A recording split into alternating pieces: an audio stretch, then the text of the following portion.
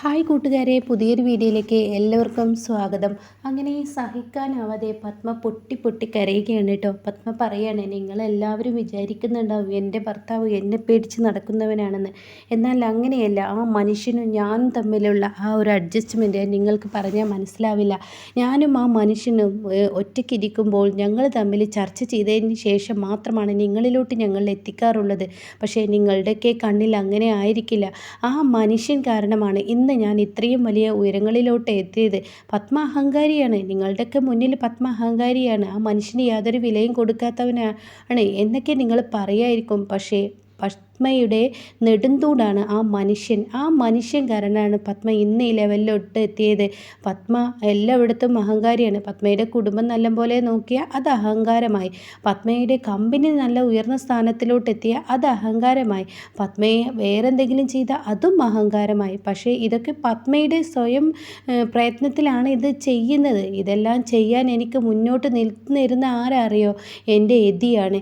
എൻ്റെ എതിയാണ് എന്നെ എല്ലാ ഉയരങ്ങളിലോട്ടും എത്തിക്കുന്നത്. എന്നിട്ട് എൻ്റെ മുഖത്ത് നോക്കിയൊരു പറച്ചിലുണ്ട്, പത്മ യു ആർ ഗ്രേറ്റ് എന്ന്. അത് കേൾക്കുമ്പോൾ എൻ്റെ മനസ്സിനുണ്ടാവുന്ന സന്തോഷമുണ്ടല്ലോ, അത് പറയാനില്ല. ആ മനുഷ്യനാണ് എന്നെ ഇത്രയും വലിയ സ്ഥാനങ്ങളിലോട്ട് എത്തിച്ചത്. ഇപ്പോൾ ഇതാ എൻ്റെ ഫോൺ ഇതാ ഇവിടെ ഇരിക്കുന്നു. ഇനി നാളെ മുതൽ ഈ ഫോണിന് യാതൊരു സ്വസ്ഥതയും സമാധാനവും എനിക്കുണ്ടായില്ല. കാരണം പത്മ തോൽക്കണം, പത്മ തളരണം, പത്മ വീഴണം. പത്മക്കൊരു വീഴ്ചയാണ് ഇന്നിവിടെ സംഭവിച്ചിരിക്കുന്നത്. ഇത് പത്മയുടേത് തന്നെ തെറ്റാണ്. പത്മക്ക് വീഴ്ച സംഭവിച്ചു എന്നറിയുമ്പോൾ ഓരോരുത്തരായി എന്നിലോട്ട് വിളിച്ചും കൊണ്ടിരിക്കും. എന്നിട്ട് എന്നോട് പരിഹസിക്കും. ഞാൻ വീണോ എന്ന് അറിയാൻ വേണ്ടി ഓരോ കുത്തുവാക്കുകൾ എന്നോട് പറഞ്ഞും കൊണ്ടിരിക്കും. ഇതൊക്കെ കേട്ടിട്ട് എല്ലാവരും ഇങ്ങനെ ഭയങ്കര സങ്കടത്തോടു കൂടി നിൽക്കുകയാണ് കേട്ടോ. ആ സമയം വേദ, മമ്മി എന്തിനാ മമ്മി ഇങ്ങനെ കരയുന്നത്? മമ്മി കരയാതെ മമ്മി, ഇതിനെല്ലാം നമുക്ക് പ്രതിവിധി ആവും. എന്ത് പ്രതിവിധിയാണ് ആവാനുള്ളത്? എല്ലാവർക്കും മുന്നിൽ ഈ പത്മ വീണ് കഴിഞ്ഞു. എന്നെ വീഴ്ത്തി, എൻ്റെ ശത്രുക്കൾ വീഴ്ത്തി. അതാണ് ഇവിടെ സംഭവിച്ചത്. ഇനിയിപ്പോൾ എന്തൊക്കെയാണ് സംഭവിക്കുകയെന്ന് നിങ്ങൾക്ക് പറയാൻ പോലും ഊഹിക്കാൻ പോലും പറ്റാത്ത അവസ്ഥയിലോട്ടായിരിക്കും ഇനി കാര്യങ്ങൾ പോകുന്നതെന്ന് പറയുന്നത് കേട്ടോ. അപ്പോൾ ഈ സമയമൊക്കെ രഞ്ജിത്തിൻ്റെ മുഖത്ത് ഭയങ്കര കള്ളത്തരമുണ്ട് കേട്ടോ. അവനാണെങ്കിലോ വേറൊരു പേടിയോട് കൂടിയിട്ടാണ് നിൽക്കുന്നത്. ഇതേ സമയം ഹരിതക്ക് ഇതൊന്നും കേട്ട് നിൽക്കാൻ കഴിയില്ല. ഹരിത ഓടി വന്ന്, എൻ്റെ ആൻറ്റി ഇങ്ങനെ കരയല്ലേ, ആൻറ്റി വീണെന്ന് ആര് പറഞ്ഞു? ഇത് ഒരു മിസ്റ്റേക്കാണ്, അതായത് ഒരു അണ്ടർസ്റ്റാൻഡിങ് ആണ്, അല്ലാതെ ഇത് വേറൊന്നും സംഭവിച്ചതല്ല. ആൻറ്റി എന്താ അതൊന്നും ചിന്തിക്കാത്ത? ഇതൊന്നും സംഭവിച്ചിട്ടില്ല. ഇത് ആരൊക്കെ തെറ്റിദ്ധരിപ്പിച്ചതാണ്, തെറ്റിദ്ധാരണയുണ്ടാക്കിയതാണ് ഇവിടെ, അല്ലാതെ ആൻറ്റി ചെയ്തിട്ടല്ലല്ലോ. അപ്പോൾ ഉടൻ തന്നെ അതൊക്കെ നിങ്ങൾക്ക് പറയാം. ആ സെല്ലിൽ കിടക്കുന്ന മനുഷ്യൻ്റെ മാനസികാവസ്ഥ നിങ്ങൾക്ക് പറഞ്ഞാൽ മനസ്സിലാവില്ല. പത്മയുടെ ഭർത്താവ് ഒരു കള്ളൻ, ഒരു വിഗ്രഹം മോഷ്ടിച്ചു എന്നായിരിക്കും ജനങ്ങൾ നാളെ പറയുന്നത്. ഇതിൽ നിന്നും ഇറങ്ങി വന്നാലും ആ മനുഷ്യൻ ഇനി എത്ര തേച്ചാലും കുളിച്ചാലും ആ മനുഷ്യൻ്റെ ഉള്ളിൽ വേദനിച്ചും കൊണ്ടിരിക്കും. ഈ കള്ളൻ എന്ന് ഓർത്തിട്ട് ചെയ്യാത്ത തെറ്റിൻ്റെ പേരിലാണ് ആ മനുഷ്യൻ അവിടെ പോയി കിടക്കേണ്ടി വന്നത്. അതൊന്നും ഹരിത നിനക്ക് പറഞ്ഞാൽ മനസ്സിലാവില്ല. എൻ്റെ ആൻറ്റി ഇങ്ങനെയൊക്കെ പറഞ്ഞാൽ എങ്ങനെ? ഇതിപ്പോൾ നാളെ അല്ലെങ്കിൽ ഇന്ന് തന്നെ ആവുമ്പോഴേക്കും അങ്കിൾ എങ്ങും ഇറങ്ങും. ആൻറ്റി കരഞ്ഞു ഒരു വിധമാവും. ആൻറ്റി എന്തിനാ ഇങ്ങനെ കരയുന്നത്? ആൻറ്റി ഒന്ന് കരയാതിരിക്കുക. അപ്പോഴേക്കും വേദ എന്ന് പറഞ്ഞ് രഞ്ജിത്ത് വിളിക്കുകയാണ്, നീ മമ്മിയും കൊണ്ട് റൂമിലോട്ട് പോകാൻ നോക്ക്. ആ സമയം ഇല്ല മോനെ, എനിക്ക് റൂമിൽ പോയാലും സ്വസ്ഥത എന്തെന്ന് അറിയാൻ കഴിയില്ല, സ്വസ്ഥത കിട്ടത്തില്ല. ആ മനുഷ്യൻ എൻ്റെ അരികിലോട്ട് എത്തും വരെ എൻ്റെ മനസ്സിങ്ങനെ പിടഞ്ഞും കൊണ്ടിരിക്കും, നൊന്തും കൊണ്ടിരിക്കും എന്നൊക്കെ ഇങ്ങനെ പറയാൻ കേട്ടോ. അപ്പോൾ ഈ സമയം ഇന്ദ്രജ പറയാണ്, മമ്മി എന്നാലും മമ്മി ഇങ്ങനെ കരഞ്ഞത് കൊണ്ടൊന്നും ആവില്ലല്ലോ, നമുക്ക് എന്തെങ്കിലുമൊക്കെ ചെയ്യാൻ പറ്റുമെന്ന് നോക്കാം മമ്മി. എന്ത് ചെയ്യാനാണ്? ഇനി എല്ലാവർക്കും മുന്നിൽ ഈ പത്മ നാണം കെട്ടവളായി. പത്മ എല്ലാം തകർന്നു. പത്മയുടെ കുടുംബം നോക്കിയതിനുള്ള ശിക്ഷയാണ്. എൻ്റെ മകൻ്റെ മുന്നിൽ പോലും ഞാൻ ശത്രുവായി നിൽക്കുമ്പോൾ, എൻ്റെ മകൻ എന്നെ ശത്രുവായി കാണുമ്പോൾ ആ സമയത്ത് പോലും ഞാൻ വീഴാതെ നിന്നത് എന്തുകൊണ്ടാണെന്നറിയോ? യതി കാരണമാണ്. യതിയാണ് എന്നെ ഇങ്ങനെ പിടിച്ച് നിർത്തിയത്. എനിക്ക് ആത്മധൈര്യം തരുന്നത് യതിയാണ്. പക്ഷേ ഇപ്പോൾ എന്നെ എല്ലാം ചോർന്നു പോയി എന്നൊക്കെ പറയാൻ കേട്ടോ. ഇതേ സമയം ഇവർക്കൊന്നും ഈ വാക്കുകൾ പത്മയുടെ കേട്ട് നിൽക്കാൻ കഴിയില്ല. എല്ലാവരുടെയും സങ്കടം കാണാൻ വയ്യാത്ത അത്ര സങ്കടത്തിലും ആയിരിക്കുന്നു കേട്ടോ. പിന്നീടാണെങ്കിലോ നന്ദിനിയാണ് കാണിക്കുന്നത്. നന്ദിനി ഉമ്മറത്ത് ഓടിപ്പോയി നിൽക്കുകയാണ്.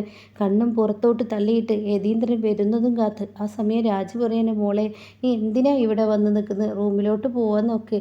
നിന്നെ എല്ലാവരും കുറ്റപ്പെടുത്തി നീ ഒരു വിധമായില്ലേ. എന്താ എന്താ എന്നെ എല്ലാവരും കുറ്റപ്പെടുത്തുന്നത് എന്ന് പറയാതിരിക്കാൻ പറ്റത്തില്ലല്ലോ. തെറ്റ് ഞാൻ ചെയ്തു, അത് ശരി തന്നെയാണ്. ആ വിഗ്രഹം ഇവിടെ വെച്ചേക്ക് എന്ന് ഞാൻ പറഞ്ഞു. പക്ഷേ അത് വെക്കണം, അതങ്ങനെ കളയാൻ പറ്റില്ല. നമ്മുടെ കയ്യിലൊരു വിഗ്രഹം കെട്ടിയാൽ അത് വലിച്ചെറിയുന്നത് വലിയ തെറ്റാണ്. അതുകൊണ്ടാണ് ഞാൻ അത് ചെയ്തത്. പക്ഷേ ഞാൻ കാരണം ഇപ്പോൾ യതീന്ദ്രൻ സാറിന് ജയിലിലോട്ട് പോകേണ്ടി വന്നു എന്നൊക്കെ ആലോചിക്കുമ്പോൾ എൻ്റെ ഉള്ളുലയുകയാണ്. എനിക്ക് സഹിക്കുന്നില്ല. കാരണം എന്തെന്ന് വെച്ചാൽ ഞാൻ തെങ്ങുംതോപ്പിൽ പണിയെടുക്കുന്ന സമയത്ത് യതീന്ദ്രൻ സാർ എൻ്റെ നാട്ടിലോട്ട് വരും. അപ്പോൾ എന്നെ ഒരു മോളായി തന്നെ കണ്ടിട്ട് ചോദിക്കും, പഠിക്കുന്നില്ലേ, പഠിക്കാൻ പണം വേണോ, വേറെ എന്തെങ്കിലും സഹായം വേണോ. അങ്ങനെ ആ മനുഷ്യൻ ഒരു അച്ഛൻ്റെ സ്ഥാനത്ത് നിന്ന് അച്ഛനായി തന്നെ എല്ലാം ചെയ്തു തരും. ആ മനുഷ്യൻ എത്രയോ വട്ടം എന്നോട് പറഞ്ഞിട്ടുണ്ട് അച്ഛ എന്ന് വിളിക്കാൻ. പക്ഷേ ഞാനത് വിളിക്കാത്തത് എൻ്റെ മനസ്സ് അനുവദിക്കാത്തത് കൊണ്ടാണ്. സാർ എന്ന വിളിക്ക് വേറൊരു ബഹുമാനമാണ്, അത്രയും ഉപകാരങ്ങളാണ്. എന്തിനു പറയണം, ഈ വീട്ടിൽ വന്നത് തന്നെ ഞാൻ സൂര്യ സാർ എന്നെ കല്യാണം കഴിച്ചപ്പോൾ എനിക്ക് സൂര്യ സാർ പോലും പിന്തുണയുണ്ടായിരുന്നില്ല. ആ സമയം എന്നെ സഹായമായി നിന്നത് ഈ പറയുന്ന യതീന്ദ്രൻ സാറാണ്. യതീന്ദ്രൻ സാർ ഇല്ലായിരുന്നെങ്കിൽ ഇന്ന് എൻ്റെ മനസ്സിൻ്റെ വേദന എത്രമാത്രമായിരുന്നു എന്നറിയോ. ഇന്നല്ലേ ഇപ്പോൾ സൂര്യ സാർ എന്നെ സ്നേഹിക്കൽ തുടങ്ങിയത് എന്നൊക്കെ പറഞ്ഞ് നന്ദിനി കരയുമ്പോൾ, മോളെ നീ എന്തിനെങ്ങനെ കരയുന്നത്? കരഞ്ഞതുകൊണ്ടൊന്നും കാര്യമില്ല. എന്നാലും ഈ വീട്ടിലെല്ലാവരും ഒന്നടക്കം എന്നെയല്ലേ പറയുന്നത്. അവറ്റങ്ങളുടെ നാക്ക് ശരിയല്ല എന്ന് കരുതി എൻ്റെ മോള് എല്ലാം അത് ചെയ്തത് ഞാൻ തന്നെയല്ലേ. അതുകൊണ്ടല്ലേ ഇങ്ങനെയൊക്കെ വന്ന് നീ തന്നെ സ്വയം കുറ്റം ഏറ്റെടുത്ത് നീ ഇങ്ങനെയൊക്കെ പറഞ്ഞ പിന്നെ എന്താ ചെയ്യുക. അല്ല ഞാൻ യതീന്ദ്രൻ സാറിന് എന്തോ വരുമെന്ന് ഇങ്ങനെയൊക്കെ വരുമെന്ന് ഒരിക്കലും ഞാൻ പ്രതീക്ഷിച്ചില്ല. അതുകൊണ്ടാണ് മോളെ നിന്നോട് ഞാൻ പറഞ്ഞത്. ആവശ്യമില്ലാതെ സങ്കടപ്പെടാതെ. അപ്പോൾ സൂര്യ വരുന്നു കേട്ടോ. സൂര്യയെ കാണുന്ന നന്ദിനിക്ക് സന്തോഷമാവുകയാണ്. യതീന്ദ്രൻ ഇപ്പോൾ വരും, ജാമ്യത്തിൽ ഇറക്കി കൊണ്ടുവരാനാണല്ലോ സൂര്യ പോയിരിക്കുന്നത്. അങ്ങനെയുള്ള സന്തോഷത്തിൽ അങ്ങ് ചെല്ലുകയാണ്. ആ സമയമാണെങ്കിലോ ഉടൻ തന്നെ യതീന്ദ്രനെ കാറിൽ കാണാനില്ലെന്ന് കാണുന്ന നന്ദിനി, യതീന്ദ്രൻ സാർ വന്നില്ലേ? ഇല്ലടോ, അച്ഛന് ജാമ്യം കിട്ടിയില്ല.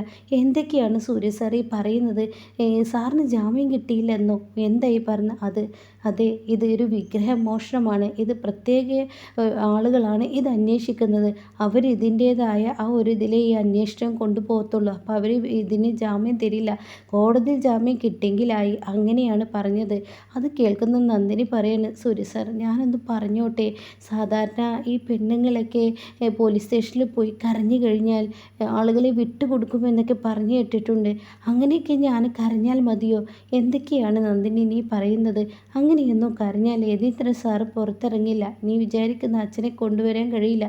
നീ അകത്തോട്ട് വാ, അതാണ് ഇപ്പോൾ വേണ്ടത്. എന്തായാലും വീട്ടിലുള്ളവരെ വിവരം അറിയിക്കേണ്ട ഉത്തരവാദിത്തം എനിക്കുണ്ടല്ലോ. നീ വാ എന്ന് പറയാണ്. ആ സമയം നന്ദിനി പോവാൻ മടിക്കും. അപ്പോൾ രാജു വിളിക്കുകയാണ്, വാ മോളെ. അപ്പോഴേക്കും എല്ലാവരും സൂര്യയെ കാണുമ്പോൾ പ്രതീക്ഷയോടുകൂടി പത്മ ഓടി വരികയാണ്. എവിടെയാണ് നിൻ്റെ അച്ഛൻ? നിൻ്റെ അച്ഛനെ കാണാനില്ലല്ലോ. സോറി, അച്ഛനെ ജാമ്യത്തിലിറക്കാൻ പറ്റിയില്ല. ജാമ്യത്തിലിറക്കാൻ പറ്റിയില്ലെന്നോ? അതെന്താ, വക്കീൽ വന്നില്ലേ? ഓ, വക്കീൽ വന്ന്. എന്നിട്ടെന്താ ജാമ്യം കിട്ടാത്തത്? അതെ, ഈ കേസ് എന്ന് പറയുന്നത് ഒരു പ്രത്യേക തരത്തിലാണ് ഈ കേസ് അന്വേഷണം പോകുന്നത്. അതുകൊണ്ട് സ്റ്റേഷൻ ജാമ്യം കിട്ടത്തില്ല. കോടതിയിൽ പോയി ജാമ്യം എടുക്കണം. അത് കേൾക്കുന്ന പത്മ, ഹോ, നീ എല്ലാത്തിനും എപ്പോഴും വലിയ വലിയ വലിയ സംസാരം സംസാരിക്കുന്ന നിനക്ക് ഇപ്പോൾ ഈ ഒരു കാര്യത്തിൽ നിൻ്റെ അച്ഛനെ ഇറക്കിക്കൊണ്ട് വരാൻ പറ്റിയില്ലേ? നീ അതാക്കും മാനയാക്കും അങ്ങനെയാക്കും ഇങ്ങനെയാക്കും എന്നൊക്കെ പറയുന്ന നിൻ്റെ നാക്ക്, സൂര്യക്ക് പലതിനും കഴിയും എന്നൊക്കെ പറയുന്ന നിൻ്റെ നാക്ക് നിന്നെ അച്ഛനെ രക്ഷിക്കാൻ കഴിഞ്ഞില്ലേ? അത് കേൾക്കുന്നതിനോടുകൂടി, അതെ, നിങ്ങളൊരു കാര്യം മനസ്സിലാക്കണം. ഈ കേസിൻ്റെ സീരിയസ്നെസ് നിങ്ങൾ അറിയാതെയാണ് സംസാരിക്കുന്നത്. അതെ, എനിക്ക് തെറ്റുപറ്റി. നിന്നെ പറഞ്ഞേക്കതായിരുന്നു. ഞാൻ പോവുകയായിരുന്നെങ്കിൽ ഇത് ഇങ്ങനെയൊന്നും വരില്ലായിരുന്നു. അപ്പോഴേക്കും സൂര്യ പറയണം, ആര് പോയാൽ ഇത് ഇങ്ങനെ തന്നെ വരത്തുള്ളൂ. അപ്പോൾ ഹരിത പറയണം, അത് നീയല്ലല്ലോ തീരുമാനിക്കുന്നത്. പോവേണ്ടവർ പോവേണ്ട പോലെ സംസാരിക്കേണ്ടതുപോലെ സംസാരിച്ച് തീർച്ചയായും ആ അങ്കിളിന് ജാമ്യം കിട്ടിയിരുന്നു. ഞാൻ അല്ലെങ്കിൽ തന്നെ ഭ്രാന്തിളകി നിൽക്കുകയാണ്. നിൻ്റെ നാക്ക് ഞാൻ പിഴുതെടുക്കും. നീ ഒന്നും മിണ്ടാതെ നിൽക്കുന്നുണ്ടോ? എന്തിനു ഞാൻ മിണ്ടാതെ നിൽക്കണം? ഉള്ളതുപോലെ തന്നെ പറയണ്ടേ? പോണ്ടതുപോലെ സംസാരിച്ചാൽ ആര് ചെന്നാലും അതിനൊരു മിടുക്കും തൻ്റെ ഇടയ്ക്ക് വേണം. ഈ അടുക്കളയിൽ കിടന്ന് കുരക്കുന്നത് പോലെ അവിടെ ചെന്ന് കുരക്കാനൊന്നും പറ്റത്തില്ല. അങ്ങനെ കുരക്കാൻ പറ്റത്തില്ലാത്തത് കൊണ്ടാണല്ലോ ഇപ്പം യതീന്ദ്രൻ്റെ അങ്ങനെ വരാതിരുന്നത്. എനിക്ക് ദേഷ്യം പിടിക്കുന്നുണ്ട്. അപ്പോഴേക്കും ഉദയനും വന്ദനയും വന്നിട്ട് പറയണം, മിണ്ടാതിരിക്കുക ഹരിതേ, ഇല്ല, പറയേണ്ട സമയത്ത് പറഞ്ഞില്ലെങ്കിലേ അത് ശരിയാവില്ല മമ്മി, അത് പറയണം. അതങ്ങ് പറയുന്നതിനോടുകൂടി പത്മ പറയാണ്, എന്താ എൻ്റെ കുഞ്ഞ് പറഞ്ഞതിൽ തെറ്റ്? നീ അടുക്കളയിൽ കിടന്ന് കുരക്കുന്നത് പോലെ ഇവിടെ കിടന്ന് കുരക്കണ്ട. നിൻ്റെ ഭാര്യയോ ഈ നിൽക്കുന്ന ഇവള് കാരണമല്ലേ എൻ്റെ ഭർത്താവ് ഇപ്പോൾ ഇന്ന് സെല്ലിലാവാനുള്ള കാരണം? ഇവളെന്ത് ചെയ്തു എന്നാണ് നിങ്ങൾ പറയുന്നത് എന്ന് നന്ദിനിയെ ചൂണ്ടിയിട്ട് സൂര്യ പറയണം. ഇവൾ ചെയ്തില്ലടാ. ആ വിഗ്രഹം ഇവിടെ കൊണ്ടുവന്നപ്പോൾ അവൾ ഇവിടെ പൂജാമുറിയിൽ വെച്ച് വിഗ്രഹിക്കാൻ പറഞ്ഞത് കൊണ്ടല്ലേ ഇങ്ങനെയൊക്കെ സംഭവിച്ചത്. പരിത പറയാ, ഓ അവളെ വലിയ ആളാ. അപ്പോഴേക്കും വേദ പറയണേ, ആ ഇവൾക്കേ പൂജാരിയേക്കാളും കർമ്മിയേക്കാളും വലിയ അറിവാണെന്നുള്ള വിചാരമാണ്. ആ വിചാരത്തിന് നമ്മുടെ അച്ഛൻ വീണുപോയി. അച്ഛൻ അതിൽ പെട്ടു. അച്ഛൻ എന്ത് ചെയ്ത് ഇവളുടെ കർമ്മിയേക്കാളും വലിയ അറിവുള്ള ഈ കർമ്മിയെ കൊണ്ട് ചെയ്യിപ്പിച്ചപ്പോൾ അച്ഛൻ ഇങ്ങനെ ഒരു ശിക്ഷ കിട്ടുമെന്ന് പാവം അച്ഛൻ കരുതിയില്ല. അപ്പോഴേക്കും സൂര്യ പറയണേ, നിങ്ങൾ എന്തൊക്കെയാണ് ഈ പറയുന്നത്? ആ സമയം നന്ദിനി പറയണേ, പത്മ മേഡം, ഞാനൊരു കാര്യം പറഞ്ഞോട്ടെ.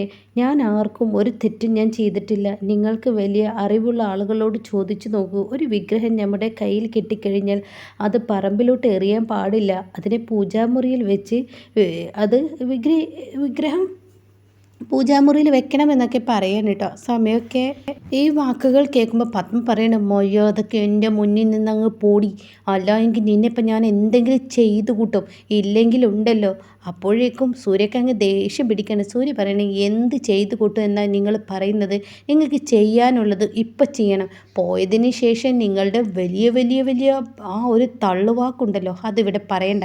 നന്ദിനിയെ ഇപ്പം എന്ത് നിങ്ങൾക്ക് ചെയ്യണോ അത് ചെയ്തോ. നന്ദിനിക്ക് പറയാനുള്ളത് നന്ദിനി പറഞ്ഞു. നന്ദിനി ഒരിക്കലും തെറ്റുകാരിയല്ല. അതുകൊണ്ട് തള്ളാതെ ഇപ്പോൾ ഇവിടെ എന്തെങ്കിലും പറയാനുണ്ടെങ്കിൽ പറയാം. ആൾ പോയതിന് ശേഷം പിന്തിരിഞ്ഞ് തള്ളുന്ന നിങ്ങളുടെ ഈ സ്വഭാവം തീരെ ശരിയല്ല. നിങ്ങൾക്ക് തള്ളാനൊക്കെ കഴിയുള്ളൂ. പലവരും പോയി കഴിഞ്ഞാൽ പലതും ആവും എന്നൊക്കെ തോന്നും. പക്ഷേ ഈ കേസിൻ്റെ അന്വേഷണം എത്രത്തോളം സീരിയസ് ആണെന്നുള്ളത് നിങ്ങൾക്ക് വഴിയെ മനസ്സിലായിക്കോളും എന്ന് പറഞ്ഞിട്ട് സൂര്യ അവിടെ നിന്ന് പോവുകയാണ് കേട്ടോ. സൂര്യ പോകുന്നത് കാണുമ്പോൾ ദേഷ്യത്തോടു കൂടി പത്മ, ഇത് ഇങ്ങനെയൊക്കെ തന്നെ വരത്തുള്ളൂ എന്ന് എനിക്കറിയായിരുന്നു. ഞാൻ പോയാൽ മതിയായിരുന്നു.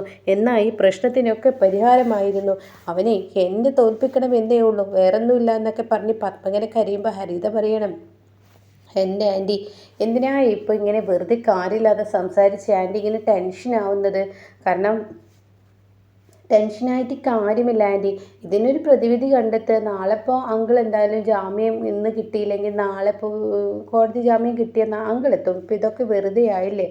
അപ്പോഴേക്കും വന്ദന പറയുന്നത് ശരിയാണ്, സംസാരം കുറിച്ച് നമുക്ക് എല്ലാവർക്കും അങ്ങോട്ട് എല്ലാവരും പോയ കാര്യം നടക്കുക വെച്ചെങ്കിൽ അങ്ങനെ നടത്താം, അതിൽ നല്ലതെന്നൊക്കെ പറയാം. അപ്പോഴേക്കും ഉദയൻ പറയുകയാണ്, എൻ്റെ പത്മ നീ ഇങ്ങനെ തളരാതെ. ഇല്ല, എനിക്ക് കഴിയുന്നില്ല, എനിക്ക് സങ്കടം താങ്ങുന്നില്ല. എൻ്റെ അടുത്തൊരു മിസ്റ്റേക്ക് പറ്റിയല്ലോ ഈശ്വര, ഞാൻ കാരണമാണല്ലോ എൻ്റെ എനിക്ക് ഇതൊക്കെ വന്നത്. അത് ആലോചിക്കുമ്പോൾ എൻ്റെ മനസ്സിൻ്റെ ഉള്ളിൽ വേദന സഹിക്കുന്നില്ല ഈശ്വര, എൻ്റെ കണ്ണ് കലങ്ങുന്നു, എനിക്ക് താങ്ങുന്നില്ല, എനിക്ക് ഇവിടെ തന്നെ ഇരിക്കണം എന്നൊക്കെ പറയുന്നുണ്ട്.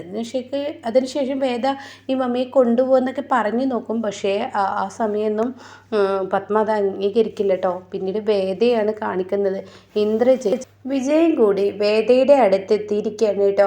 അങ്ങനെ ഇന്ദ്രജയും വിജയും കൂടി, എന്താ നീ ഉറങ്ങാത്ത, നീ ഉറങ്ങ്. അല്ല എൻ്റെ ചേച്ചി, എല്ലാവരും പറയുന്നത് പോലെ ഇങ്ങനെയൊക്കെ മറ്റുള്ള തറവാട്ടിലാണ് മറ്റുള്ളൊരു വീട്ടിലാണ് ഇങ്ങനെ നടക്കുന്നത് നമ്മൾ കണ്ടു കഴിഞ്ഞാൽ നമ്മൾ എന്തായിരിക്കും പറയുക? അപ്പോൾ ഇന്ദ്രജി ചോദിക്കുക, എന്ത് പറയുന്നത്?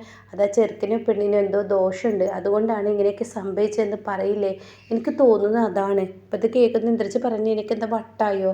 ഇത് ഇപ്പോൾ ദോഷവും കൂഷമൊന്നും അല്ലല്ലോ, ഇവിടെ മനഃപൂർവ്വം ഉണ്ടാക്കിയെടുത്ത പ്രശ്നങ്ങളല്ലേ ഇത്, അത് നീ മനസ്സിലാക്കുക. അല്ല ചേച്ചി, എല്ലാവരും പറയുന്നത് ശരിയാണ്, ആ ചെറുക്കനും പെണ്ണിനും എന്തെങ്കിലും പ്രശ്നമുണ്ട് എന്ന് എല്ലാവരും പറഞ്ഞിട്ടുണ്ടാവും. അപ്പോഴേക്കും വിജയ് പറയുകയാണ്, നിങ്ങളുടെ കല്യാണം നടക്കാതെ ഇരുന്നില്ലല്ലോ, ഇപ്പോൾ നിശ്ചയം നല്ല ഭംഗിയായി തന്നെ എല്ലാം നടന്നില്ലേ, എന്നാലും ആളുകളുടെ ഇടയിൽ സംസാരമുണ്ടാവും. അപ്പോൾ വിജയ് പറയുന്ന, ആളുകൾ പലതും സംസാരിക്കേണ്ടി വേദ, ആളുകളുടെ വാ നമുക്ക് ഒരിക്കലും അടക്കാൻ കഴിയില്ല. അതുകൊണ്ട് തന്നെ ആളുകളുടെ സംസാരത്തിന് വില കൊടുക്കാതിരിക്കുക, അതാണ് ഇതിലെ ഏറ്റവും ബെറ്റർ. അല്ലാതെ ഇപ്പോൾ ആളുകൾ എന്ത് വിചാരിക്കും എന്നൊക്കെ കരുതി നീ ടെൻഷൻ അടിച്ച് എങ്ങനെ വേദ, അതൊന്നും നടക്കത്തില്ല. അപ്പം അതുകൊണ്ട് നീ ഇപ്പോൾ സമാധാനത്തോടു കൂടി കിടന്നുറങ്ങാൻ നോക്ക്, അതായിരിക്കും ഏറ്റവും നല്ല വഴി, അതാണ് നിനക്കിപ്പോൾ ഏറ്റവും നല്ലത് എന്നൊക്കെ ഇങ്ങനെ പറഞ്ഞിട്ട് അവർ പോകുമ്പോഴും വേദയുടെ ഉള്ളുലയുകയാണ് കേട്ടോ. അപ്പം ഇന്ദ്രജി ചോദിക്കുകയാണ്, എന്താണ് മോളെ നീ ഇങ്ങനെ ഇപ്പോൾ ചിന്തിച്ച് തുടങ്ങുന്നത്? ഇത്രയും നാൾ എന്തോ എൻ്റെ ഉള്ളിൽ അങ്ങനെ ഒരു തോന്നൽ എന്ന് വേദ പറയുന്നു കേട്ടോ.